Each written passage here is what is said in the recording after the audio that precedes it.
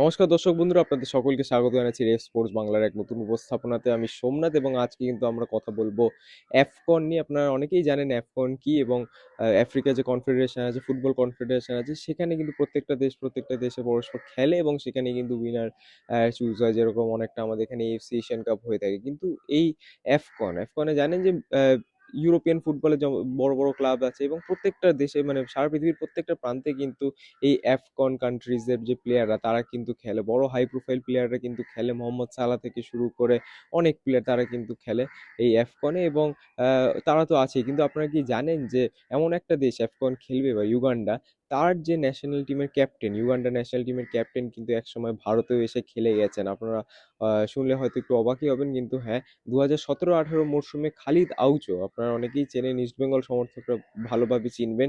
সেই খালিদ আউচো কিন্তু এসেছিলেন 2017-18 মরশুমে সুপার কাপের টাইমে। ইস্ট বেঙ্গলের একটা ডিফেন্সিভ মিডফিল্ডারের দরকার ছিল, একটা হেভি বডি ডিফেন্সিভ মিডফিল্ডার।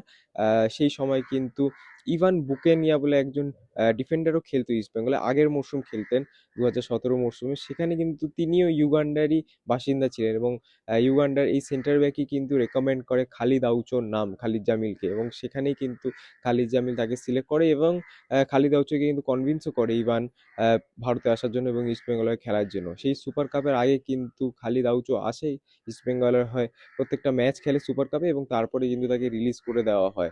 যদিও ময়দানে একটা মিক্সড ওপিনিয়ন আছে খালিদ আউচোর পারফরমেন্স নিয়ে বা তার খেলা নিয়ে, বাট তাও এখন বেশ অনেক বছর, 8 বছরের মতো আমরা সময় অতিক্রম করে এসেছি এবং এখন কিন্তু খালিদ আউচো ইউগান্ডা ন্যাশনাল টিমের ক্যাপ্টেন। 32 বছর বয়স এখন তার, এবং তিনি কিন্তু ইউগান্ডাকে লিড করবেন এই সামনের অ্যাফকনে। এবং যদি খালিদ আউচোর ব্যাপারে আরও কথা বলি তাহলে অবশ্যই তিনি ডিফেন্সিভ মিডফিল্ডার।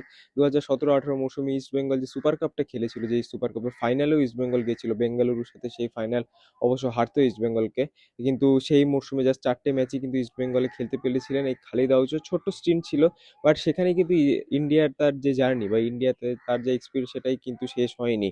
পরের মরশুম অর্থাৎ 2018 মরশুমে কিন্তু তিনি সই করেন চার্চিল ব্রাদার্সের হয়ে এবং সেখানে কিন্তু পুরো সিজনটাই তিনি খেলেন। 16 ম্যাচে কিন্তু 2 গোল তার রয়েছে, অ্যাসিস্টও রয়েছে। এবং খালিদ আউচোর কিন্তু ইন্ডিয়াতে যে স্টিন্টটা সেখানেই শেষ হয়। 2018 মরশুমের পর কিন্তু তিনি ফিরে যান তার কন্টিনেন্টে, আফ্রিকায় তিনি ফিরে যান এবং এখন কারেন্টলি কিন্তু তিনি খেলেন তানজানিয়ার ফার্স্ট টায়ারে এবং সেখানেই কিন্তু আপাতত খালিদ আউচো খেলছেন এবং ইউগান্ডা ন্যাশনাল টিমের ক্যাপ্টেন কিন্তু এই খালিদ আউচোই। এবং অবশ্যই এরকম অনেক ইন্টারেস্টিং প্লেয়াররা কিন্তু ইন্ডিয়াতে আসে, বলতে পারেন একটু হাই প্রোফাইল প্লেয়াররা কিন্তু ইন্ডিয়াতে আসে, কিন্তু অনেক সময় তার ক্লিক করে, অনেক সময় তার ক্লিক করে না।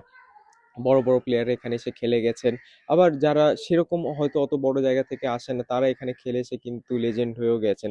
তো ইন্ডিয়ান ফুটবল ঠিক এরকমই, এবং এটা একটা ইয়ে অ্যাফকন যেহেতু একদম সামনেই ছিল, এরকম একটা ইন্টারেস্টিং তথ্য কিন্তু আমরা খুঁজে পেয়েছিলাম, এই জন্য আপনাদের জন্য এরকম একটা ডিটেল ভিডিও নিয়ে এলাম এই খালিদ আউচোকে নিয়ে। অবশ্যই সেই সময় ইস্টবেঙ্গলে কোচ ছিলেন খালিদ জামিল এবং খালিদ জামিলের যে স্টিমটা ছিল সেটাও বেশি দিন ইস্টবেঙ্গলে টেকেনি। খালিদ আউচো চলে যাওয়ার পরে কিন্তু ইস্টবেঙ্গলে কোচ পরিবর্তন হয় এবং খালিদ জামিলের জায়গায় কিন্তু আসেন আলেহান্দ্রো মেনেন্দেস। অনেকেই চেনেন ইস্টবেঙ্গল জনতার কিন্তু খুব পছন্দের কোচ এই আলেহান্দ্রো, এবং তারপরে 2টো সিজন আলেহান্দ্রো ছিলেন ইস্টবেঙ্গল, তারপরে কিন্তু ইস্টবেঙ্গল আইএসএল এ আসে। তো অবশ্যই এরকম ইন্টারেস্টিং ফ্যাক্টস কিন্তু আমরা ফুটবলে দেখেই থাকি। খালিদ আউচো নিয়ে আজকের এই এপিসোডটা ছিল, অবশ্যই জানাবেন আপনাদের কেমন লেগেছে। এবং এই খালিদ আউচো ভারতে আসার পিছনে কিন্তু আরেক ইউগান্ডার প্লেয়ারের হাত, আরেকটা ইউগান্ডার প্লেয়ারের কিন্তু রোল ছিল, ইভান বুকেনিয়া।